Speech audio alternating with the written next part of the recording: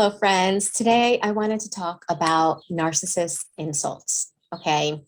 And by this video, I'm not saying that everyone that insults you is a narcissist. While every narcissist or malignant narcissist is a jerk, not every jerk is a narcissist. And it's the same thing with insults.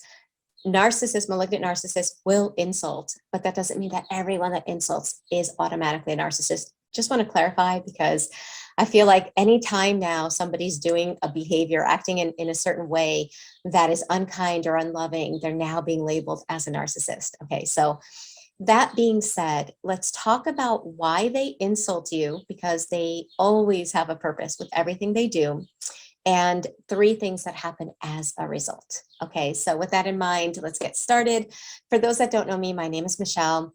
I'm a life and relationship coach. I'm also the founder of the Thriver School of Transformation, which is a monthly membership where we meet live weekly. Here is a link to get 7 days free in the school if you'd like to come and check it out. Okay, so why do narcissists insult you? The first thing that happens as a result of a narcissist constantly insulting you, okay, is not only are they breaking down your self-image, not only are they breaking down your self-confidence, your self-esteem, but they are causing you a tremendous amount of suffering. And the reason is because narcissists tend to pick, malignant narcissists tend to pick for relationships, people that still have wounds from their childhood, very often a shame wound, okay? So for that reason, it's very much, you think of somebody with a physical wound, okay? If somebody has a physical wound and you keep picking at it and they keep picking at the scab, it reopens and it never heals. Well, the narcissist is somebody that does not want to see you heal. The narcissist is not somebody that wants to see you be successful and be your amazing self. And that could be not just a significant other, but even a narcissistic family member, okay? Especially if you're the scapegoat. They actually thrive on you not getting better. And so they will use insults as ammunition to continually pick at that scab or your emotional wound so that you never feel empowered, so that you never get better and you never get yourself together. Because by not getting yourself together allows them to use you as an emotional garbage pail. Everything they don't like about themselves, everything that they deem inferior, their fears, their anxieties, their imperfections, their bad motives even, they can imply that that's you. And the more unhealed you are, what happens is you absorb their insults as if they're reality.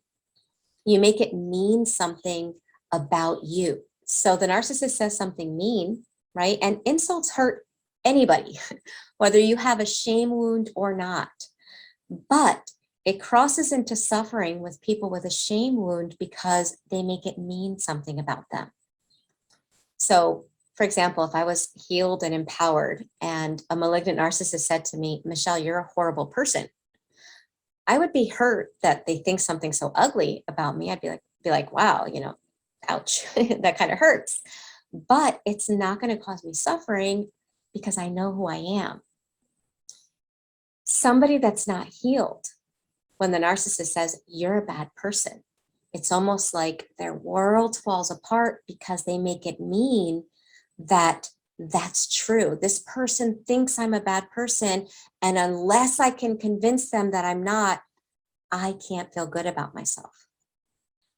And that's a very disempowered place to be. And guess who holds all the cards? The malignant narcissist. And that's what they want to do. Okay. The second thing that happens as a result of their insults is that it strengthens negative programming in you. Okay, our subconscious, and I've done videos about how the narcissist infiltrates your subconscious mind. Our subconscious learns through repetition plus emotion. So it's not so much the words that the narcissist uses, but the emotion that they constantly provoke inside of you. So think about it. When a narcissist is continually insulting you, putting you down, making you look at everything about yourself as if everything is just so bad, what emotions come up inside of you? Shame, rejection, not feeling enough, not feeling worthy, confused. All of those emotions are constantly being provoked in you, and they strengthen old programs that haven't been upgraded yet. So if you had a narcissistic parent in childhood that made you feel unworthy, what the narcissist does with their insults is it strengthens that program. It is constantly pointing out to you, see, look, you're not worthy because look at what he just said to you, or look at what she just said to you. See, you're not enough because look how they're rejecting you. And it strengthens those old programs. And when we're in those old programs, it causes the third thing to happen. And the third thing is that it changes you. It changes your nervous system to live life as if what they said about you is true and controlling you. And this is the hard part to hear, even after they're gone. Because they have repeated and repeated and, really got into your subconscious programming, what happens is you can leave the relationship and still live life as if they are controlling you. So, for example, their insults of, you're so stupid, you're never going to be successful, become your inner dialogue. They're gone, and now you're telling yourself, I'm so stupid, I'm never going to be successful. Okay, so they control you through what has now become their dialogue internalized in you. And the other way they can control you, even if they're not in your life anymore, is through the subconscious programming. So, for example, if you being successful caused them to insult you over and over, your subconscious and your nervous system have created a paired association that being successful is dangerous.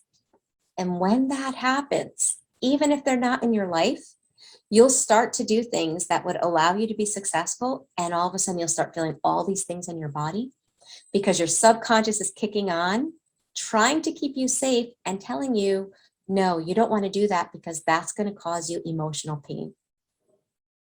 And we call that self-sabotage. But what it really is just our subconscious programming getting turned on. And if the narcissist has infiltrated that subconscious programming, they could be out of your life and your body, right? Because what Joe Dispenza teaches, and I fully agree with, is the fact that our subconscious programs show up in our body, show up in the emotions that come up in our body. Our body won't let us do the things we want to do. It won't let us be excited about things we used to be excited about, passionate about things we used to be passionate about. Talk about damage, right? So they pick at your old wounds, they strengthen limiting beliefs, and that controls you, what you allow yourself to do, how you allow yourself to see yourself, how you allow yourself to feel, even if they've been out of your life.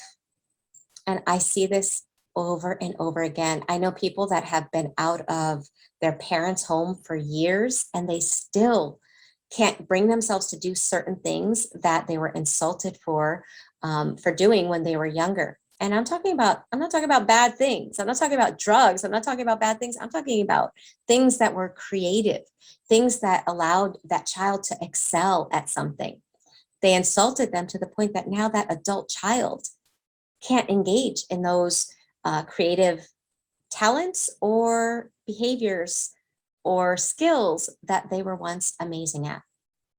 And the sad reality is that that's exactly what the narcissist wants, because what that allows them to do is years later, them seeing you stuck, them seeing you not move ahead with your life, not become successful, only strengthens in them the belief that everything was your fault all along, that they're good. All the problem lied with you. And that's awful. So that being said, I want to encourage anyone, if this resonates with you, okay, you do not have to stay stuck. This is not permanent damage. It is damage. The narcissist loves to create damage, but it doesn't have to be permanent. But you do have to be willing to do the work to help yourself. The subconscious does not spring back on its own. Your nervous system doesn't spring back on its own either. You have to be willing to do the work. And this month in the Thriver School of Transformation, we're talking about the nervous system. And next month, we're talking about upgrading your self-image, deconstructing the self-image that the narcissist gave you and getting in touch with your authentic self. If you're curious about the school, what we do, what we're learning, here's a link so that you can try it for free for 7 days.